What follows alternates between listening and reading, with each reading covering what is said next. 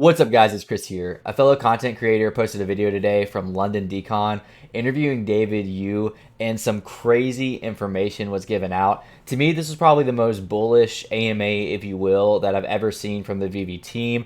It's over an hour long. If you want to go watch the whole video, go check out Wazverse's channel that I'll leave up here to go watch the entire video. I'm not going to play clips. I'm going to break down some of the highlights that stood out to me and try to explain them. And just, again, I'm so excited about this. I was going to wait and post about it a day later, but I'm going to post about it tonight because some things were leaked that are absolutely crazy. Quick disclosure, if you are a longtime subscriber or if you enjoy my type of content, I make a variety of NFT content every single week, and I've been doing so for about a year and a half now. I will never make videos, whether they are paid or not paid, for a company that I do not believe in.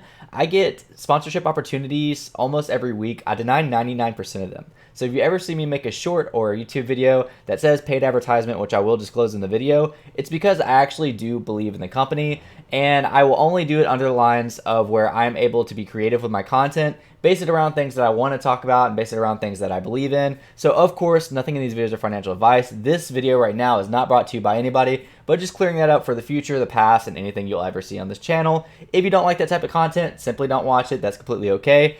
Let's get into the video. All right, I'm just gonna get into the heaviest hitting topic that I thought David talked about, which was nuts, which is just them seeing value in the collectibles and comics and like caring about that value. So he talked about this utility system that's going to be in the future with comics. 300 collectibles in common and 50 uncommons. It won't be that many, I'm just making it up. It's just like, it could simply be burn 50 commons and 5 uncommons and 1 rare to swap with us for this 1 of 10. Can we mix all the common like different edition together? Yep, or you can do anything because we don't really care what you send us. Our idea is to take them off.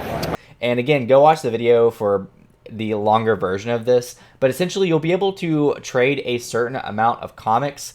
He gave the example 200. I don't think they have an exact example right now, but for these like promo editions, so for like these special editions, so if you stacked 50 commons of said comic, then you can burn those 50, or they're actually trading those 50 commons for this like one more exclusive cover. I think this will be incredible for the value of comics. It definitely reward those that stacked and that want this like special edition, and it will limit the edition numbers altogether without burning them. And without having to drop lower supply. I think that this is a genius system that I can't wait to be incorporated. There's no date, no hard timeline, and none of it. It does sound definite, but it doesn't sound like it's right around the corner. But again, go watch the video for further information on that. That part really did blow my mind, though. He also confirmed that by doing just $1 that was participating in a new innovation, which is what I've said since the beginning before we even knew we were going to get it. Had a lot of hate on Twitter about that. People saying that 1 of 1 is mocking, or bidding $1 is mocking the artist. I never viewed it as that. I always viewed it as participating in a new innovation. And then if Ron English in the future or Veve in the future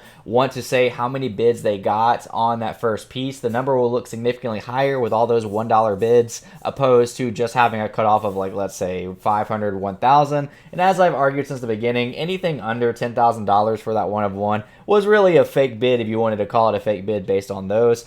I never thought it was. So again, absolutely confirmed by David himself that we will be getting the airdrop, which looks really cool, and I'm very excited to get it. The next thing is huge for some Star Wars fans. We're not getting 1 but 2 Star Wars ships. We don't know what they are yet, but it was leaked in the video. David accidentally said 2, and Waza and whoever was interviewing David were kind of like, oh yeah, 2. So that's some pretty exciting news as well. David also talked about, this is a pretty big topic, how certain collectibles will come to an end, and I guess that will be an announcement. Maybe that's like the Series 2, Series 3, like how that's the final bit. And when talking about the user base, of course he's a CEO, so he wants to dream big on this. He's saying like we're not talking about 1 or 2 or 5 million people. We're shooting for a 50 million, 100 million audience.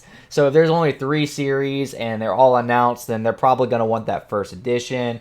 And if not, they're going to try to get the second, third, and then we'll know when the series is cut off. I guess that's kind of an obvious one, but it was just kind of cool hearing David talk about that. And again, during this interview, I heard David talk more about value than I have really ever in any AMA, because there is a debate whether it's a collecting app. Some people view it as an investment app. Will these have value? Should these have value? Blah, blah, blah. So the fact that they do care about the value at the end of the day, and they're thinking of ways in the future, and they already have some ways in mind to credit value to these collectibles is pretty cool. Of course, we know the Master Collector program's coming up, and then years down the road, we're going to have the Veveverse and all of that fun stuff. But having some of these mechanisms that could come probably in like the midterm is still pretty cool, I think, for the app.